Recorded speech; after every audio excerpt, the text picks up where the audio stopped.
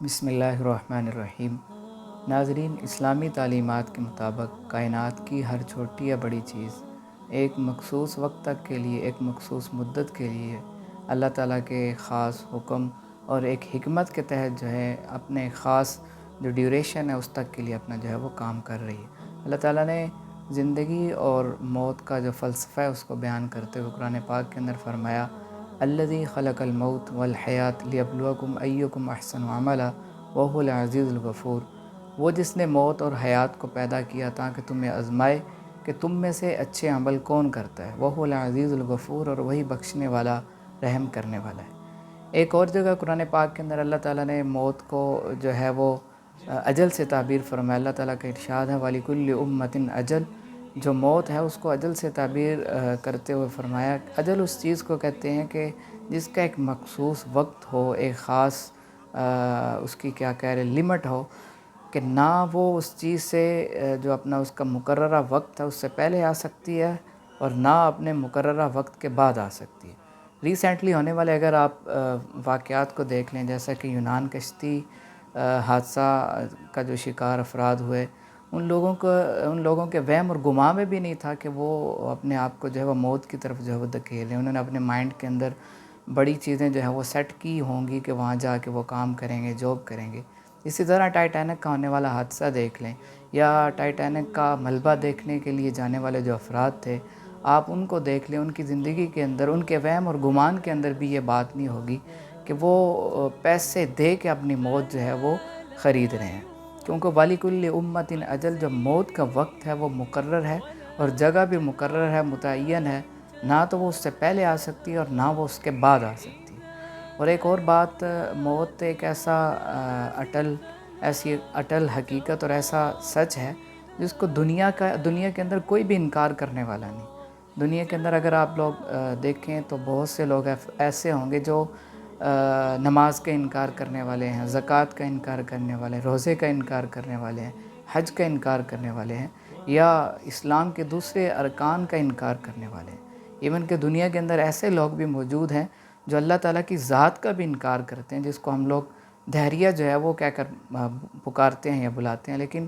موت ایک ایسی حقیقت ہے جس کا انکار نہ کوئی کافر کرتا ہے، نہ کوئی عیسائی کرتا ہے، نہ کسی اور مذہب کا کوئی اور جو باشندہ یا بندہ جو ہے وہ اس کا انکار کرتا ہے۔ اس کو انگلش میں ہم کہا کرتے ہیں یونیورسل ٹروتھ۔ یونیورسل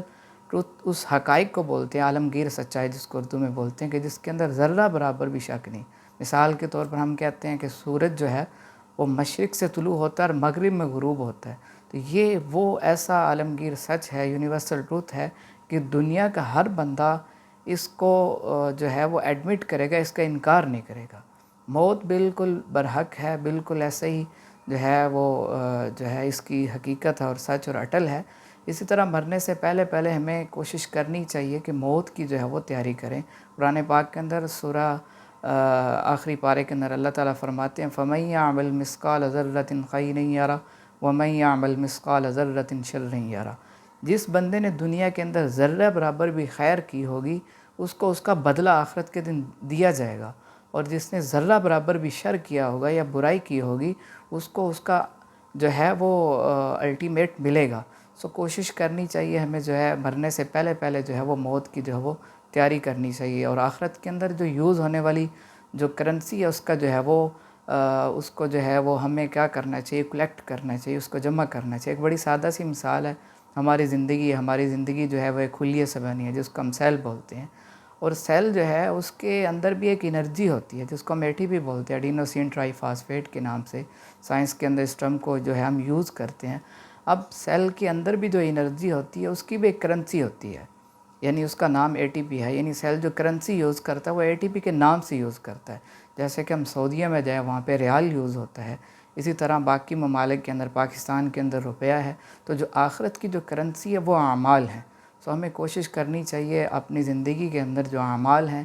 ان کو جو ہے وہ بہتر کرنا چاہیے، تاکہ ہماری دنیا بھی بہتر ہو اور آخرت بھی جو ہے وہ بہتر ہو۔ اسی طرح جو اللہ تعالیٰ نے جو نعمتیں دی ہیں، ان نعمتوں کی پوچھ گچھ ہوگی۔ جس طرح اگر ہم لوگ فضول خرچی کرتے ہیں، یا اپنی اللہ تعالیٰ نے مال کی صورت کے اندر اگر ہمیں نعمت دی ہے، تو بجائے اس کے کہ ہم لاکھوں روپے لگا کر